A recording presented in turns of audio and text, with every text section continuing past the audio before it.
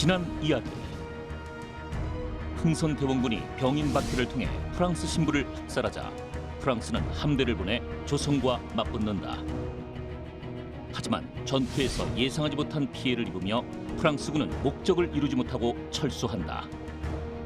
한편 비슷한 시기 미국 상선 제너럴 셔먼호는 조선과 통상을 위해 평양에 도착한다.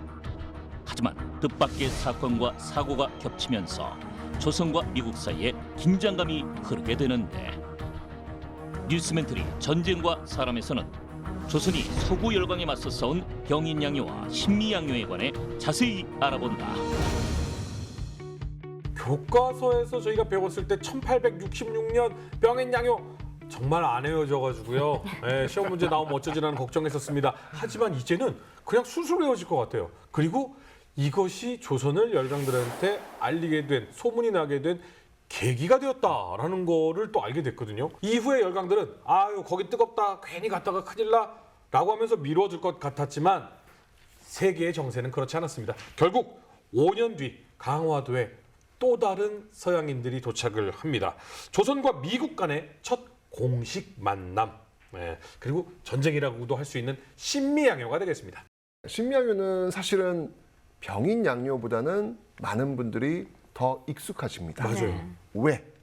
유명한 드라마가 있기 때문에. 제가 생각했던 그 역사 드라마 중에선 정말 갑 오브 갑 최고가 바로 이 신미양요를 배경으로 했던 미스터 선샤인이 아닐까 이런 생각이 듭니다. 자, 어쨌거나 이 신미양요 1871년에 일어났던 사건인데요. 이 사건은요, 사실 미국에서는 뭐라고 이야기를 하냐면 1871년 미한 전쟁 이렇게 이야기를 합니다. 그래요? 네, 굉장히 공식적인 어떤 명칭을 쓸 정도입니다. 근데 사실 이제 신미양요를 이해하기 전에는 반드시 이 사건을 이해하셔야 합니다. 사실 앞편 병인양요 편을 듣고 오신 분이라면 아마 눈치를 채지 않으셨을까. 바로 신미양요의 배경이 되었던 사건. 1866년 병인년에 동시에 일어났던 제너럴 셔먼호 사건입니다. 제너럴 셔먼호 사건은 병인양요 시절에 일어났던 거군요. 병인년입니다. 맞습니다. 네. 네, 그럼 제너럴 셔먼호가 조선에 왜 온 거예요? 무역하려고 온 거예요. 예. 갑자기 무역을 하러 왔어요? 네, 교육하기 위해서. 조선? 거기 뭔데? 뭐뭐 있대. 거기서 선교사들이 엄청 죽었고 왕도까지 가는 길이 금으로 돼 있고 호피도 많고 인삼으로 깍두기 만들어 먹는데 그래? 그래서 미국 배가 급하게 영국하고 계약해갖고 각종 구슬이든지 아니면 뭐 망원경 뭐 여러 가지 귀해 보이는 서양 문물들 있죠? 그거 갖고 지금 면을 틀어가는 거예요. 서양인들한테 이제 교역을 사실은 이제 빙자해가지고 우리와 수교를 맺기 위한 근데 그 전초전으로 지금 온 건데, 근데 중요한 건 뭐냐면 무역을 하기 위해서 왔는데 무역이 잘 안 돼요. 안 되니까 열이 받은 거죠. 그러면서 이 제너럴 셔먼호 사건에 문제가 발생하게 된 거죠. 8월 9일에 출항을 해가지고 송산리라는 곳에 8월 15일에 도착을 해서 나중에 이제 3일 있다가 8월 18일부터 본격적으로 문제가 되는데, 왜냐하면 평양도 이 관내 지경이 있을 거 아니에요. 네. 거기를 그냥 오지 말았는데 넘어오거든요. 그 사이에 일이 많아요. 우리는 그냥 무작정 올라온 것 같지만 이 평양 일대의 그 관원들이 오지 마라, 물 마셔라, 오지 마라, 닭 먹어라, 오지 마라, 이거 가져가라, 계속 하지 마라. 한번 그 당시 관점에서 생각해 보시자고요. 네. 내가 공무원이에요. 생각지도 못하게 여기에 지금 상선인지 뭔지가 하나 들어왔어요. 얼마나 그게 신경 쓰이고 잠이 안 오겠어요. 매일 찾아가서 장대에다 편지 달아갖고 주고, 그 와중에 거기서 그냥 우왕좌왕만 한 것이 아니라 의정부를 통해서 조정에 보고를 하고 정식으로 명령 하달도 받아요. 그래서 대원군도 지시를 하고 의정부도 지시하고 우리가 잘 아는 평안감사 박규수도 굉장히 적극적으로 대응을 합니다. 핵심은 뭐냐 하면 오지 말라는 거예요. 우리는 교역을 안 한다. 우리는 통상을 할 계획이 없다. 오지 마라. 이 제너럴 셔먼호가 와 있는 동안 공식 문서를 25번을 주고받아요. 굉장히 노력을 한 거예요. 그러는 와중에 제너럴 셔먼호도 답답하죠. 일단 상선이잖아요. 계약 기간 안에 돌아가야 되잖아요. 그리고 물이 없잖아요. 식량도 없고. 물 중에 네. 뭐 닭 갖다 주고 뭐 무슨 뭐 갖다 주긴 하는데 그걸로 배는 안 차고. 조선의 우물물은 그들에게는 폭탄이에요. 물 좀 이것들이 우리 독살하려고. 그리고 지금 배가 가려면 땔감이 있어야 되잖아요. 그렇지. 아, 이때 당시 땔감으로. 네. 그래서 내려가지고 수심 측정하고 물 뜨고 땔감 가져가는데 그것도 제한이 있고 계속 사람들이 엄청 모여요. 그 대동강 주변에 있는 주민들이. 우리 또 구경하는 거 좋아하잖아요. 아, 야, 이게 뭐야 이게? 눈이 퍼래.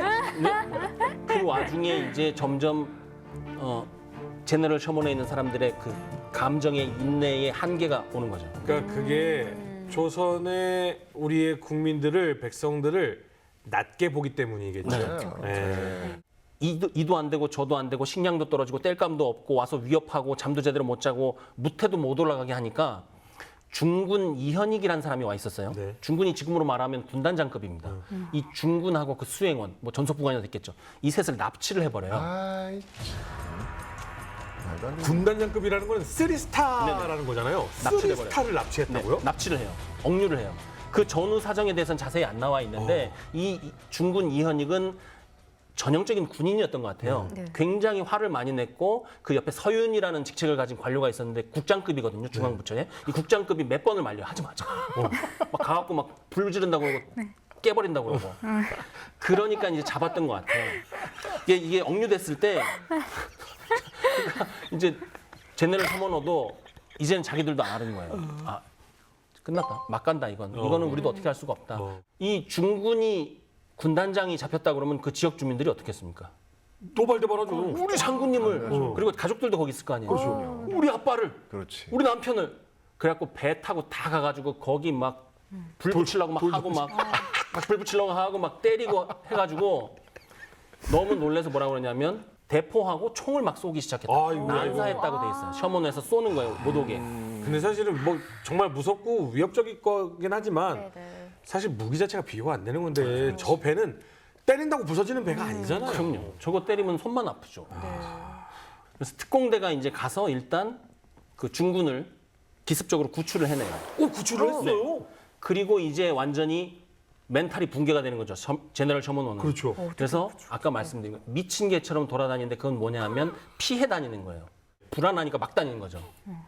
배가 막 쫓아오고 하니까 막 다니다가 좌초가 돼요. 모래밭에. 아이고. 그래갖고 탈출을 하려고 하는데 탈출을 하면은 배에 내려가서 죽을 것 같은 그렇죠. 거예요. 장애물도 없고. 네네. 그래서 그 안에 있는 와중에 조각배에 불을 붙여갖고 배를 불태워요.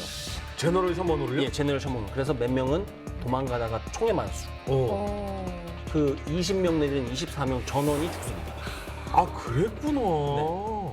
근데요. 병인양요가 1866년이잖아요.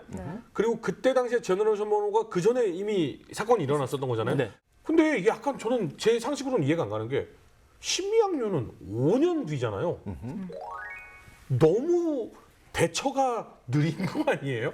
남북 전쟁 끝나고 그러니까요. 지금 이제 막 이게 지금 미국 내부에서 남북전쟁 직후예요, 이 시기가 지금. 되게 정신이 없어가지고 이게 지금 미국 상선이 지금 뭐 어디 들어갔다는데 그걸 지금 조사할 수 있는 그 여력이 없었던 거예요. 그런데 이제 병인양요 당시에 그 도망쳤던 그 선교사, 예, 선교사를 통해 가지고 지금 제너럴 셔먼 사건이 있었다. 이게 이제 보고가 된 거예요. 존 로저스 제독이 그 함선 5척을 이끌고 이 일본에서 출발을 하게 되는 것이죠. 일본에서 출발을 했군요. 네, 맞습니다. 네. 네, 이 미군 출발해가지고요. 5월 30일 날 드디어 인천 앞바다에 도착을 해요. 근데 역시나 마찬가지로 제가 아까 함선 5척이라 그랬잖아요. 5척 갖고 여기 들어올 수는 없습니다. 배가 너무 크기 때문에 그래서 기함은 인천 앞바다에 정착. 네. 예, 그리고 이제 거기 이제 부속된 배들이 들어올 수밖에 없는 것인데 자 언제 시작되냐면요. 바로 1871년 6월 1일입니다. 자 이때 이제 그 유명한 사건 손돌목 포격 사건이 벌어지게 됩니다. 자 마찬가지로 지금 이 강화도가 있으면 아래쪽에서부터 이렇게 배가 쭉 올라오는 거예요. 쭉 올라오다가 처음으로 만난 곳이 어디냐면 초지진이었습니다. 초지진. 그러니까 초지진 그 위쪽에 이제 광성보가 있거든요. 그러니까 광성보 쪽, 그 광성보 위쪽에 각곡진이 있으니까 쭉 올라가야 되는 거예요. 초지진 쪽에서 이제 우리가 이제 방어를 한 거죠. 미국의 전술은 간단해요. 포를 그냥 있는 대로 퍼붓죠. 있는 대로.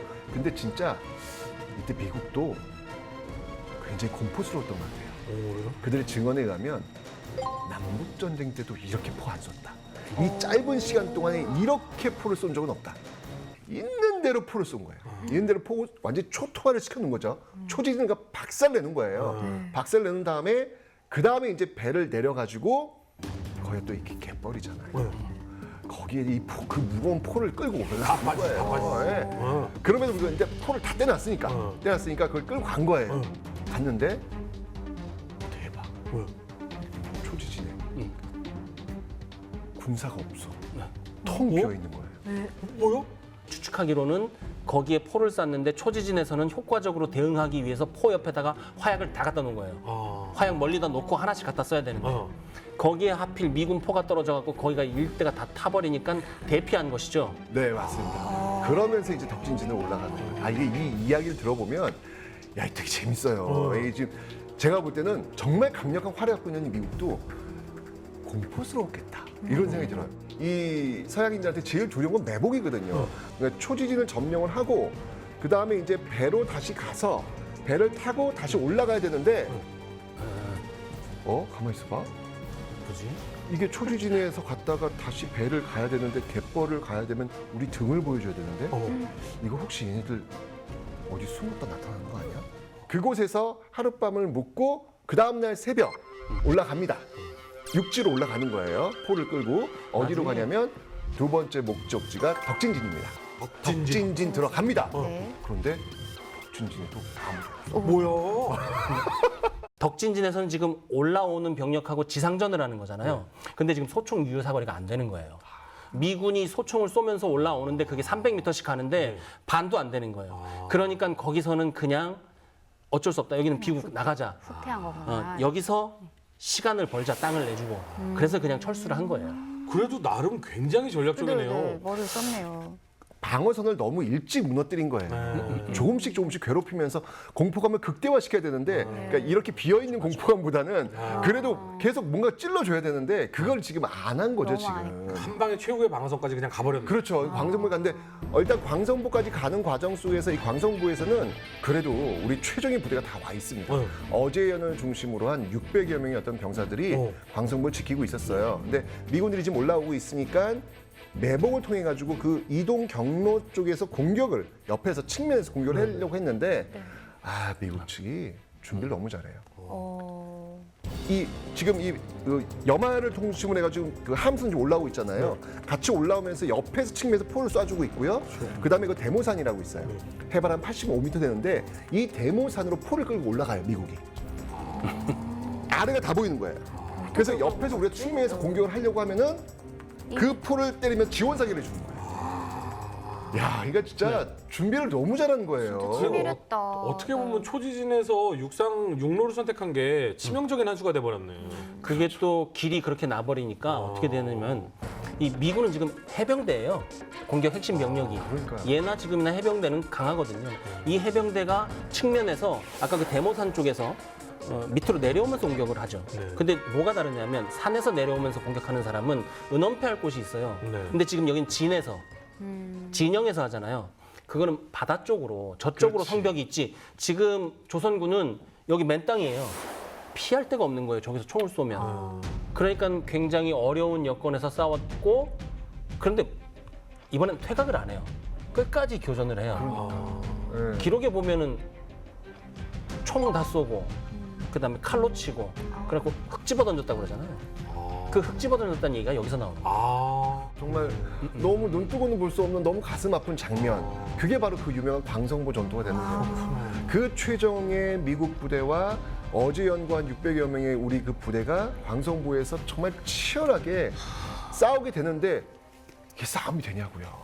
이게 이 강력한 이 미군 해병대 정말 전쟁으로 단련되어 있는 그들과 엄청난 강력한 무기를 갖고 있는 그들과 지금 바다 쪽에서 올라오고 있는 그 함포 지원 사격과 이게 게임이 안 되는 거죠. 이때 그 사망자 수를 비교해 보면 정말 깜짝 놀라실 거예요. 조선인이 무려 350명이 사망합니다. 그런데 미군은 3명. 그러면 이 광성보 전투를 통해서 그냥 강화도는 끝이 나버린 건가요? 왜냐하면 지금 일단 기본적으로 배에 미군들이 타야 될 거 아니에요. 타는 그 마지막 그 장착지가 이 광성보예요. 광성보인데 이 타고 올라간 이 배가 역시나 제일 무서운 적은 한강입니다. 아. 이게 계속 배가 이렇게 이게 그 저 암초가 있을 거 아니에요. 네네. 암초를 자꾸 피하다가 결국 그 함선이 부딪혀요. 아. 결국 파손돼가지고 더 이상 올라갈 수가 없는 거예요. 그러면서 야 이거 강력한 저항 있지 한강 올라가기 힘들지 두려운 거예요. 더 이상 여기서 진격했다가는 쉽지 않겠다. 네. 라는 어떤 그 판단이 있으면서 결국 6월 12일 날 그 다음 날 퇴각을 하게 됩니다. 아. 인천 쪽으로 다시 퇴각을 하는 거죠. 결국은 또 강화도가 이겼네요. 그때 저기 뭐냐 미국이 가져간 게 있죠. 프랑스가 이미 다 강화도에 있는 건 다 웨이브 가져가서 장갑. 가져갈 게 없죠, 사실은. 네. 그죠? 그래서 가져간 게 그 어재현 장군의 수자기.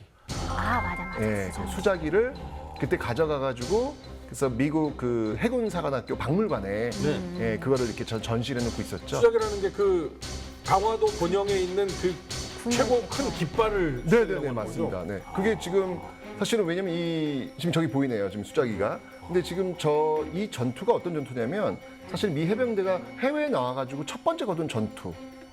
이렇게 이제 기념하기 위해서 저 수자기 잘 보면요, 그 구석 끝자락 쪽에 이렇게 칼로 베어진 자국들이 있어요. 기념품. 이 군인들이 조금씩 떼어간 거예요. 야, 이, 예, 조금씩 떼어가가지고 요거 기념품으로 내가 여기 전투에 참여했어 이걸 하기 위해서 이게 떼어간 건데. NFT 같네요. 그렇죠, 그렇죠. 돌려줘. 그렇죠. 지금은 이제 우리가 돌려달라고 해가지고 예, 지금은 임대 형식으로 지금은 이제 강화 박물관에 지금 와 있습니다. 근데 미 해병대 모습을 보니까 진짜 남북 전쟁이네요. 마지막에 흙을 뿌리고 최후의 일인까지 막 저항하려고 했다라는 그 모습. 그러니까 정말 나라를 지키려는 군인들의 그 어떤 희생 정신은 예나 지금이나 예, 대단했던 것 같습니다. 근대식 무기를 앞세운 미군의 공격 앞에서 이 조선군은 90 화승총을 들고 아주 처절하게 싸웠습니다. 이 정신을 절대 잊지 말아야겠습니다. 나라를 지켜오신 우리 호국 영령분들 그리고 지금도 나라를 지키고 있는 군인 여러분들 모두 감사합니다. 저희는 다음 시간에 더욱더 흥미로운 주제를 가지고 돌아오겠습니다. 감사합니다. 감사합니다.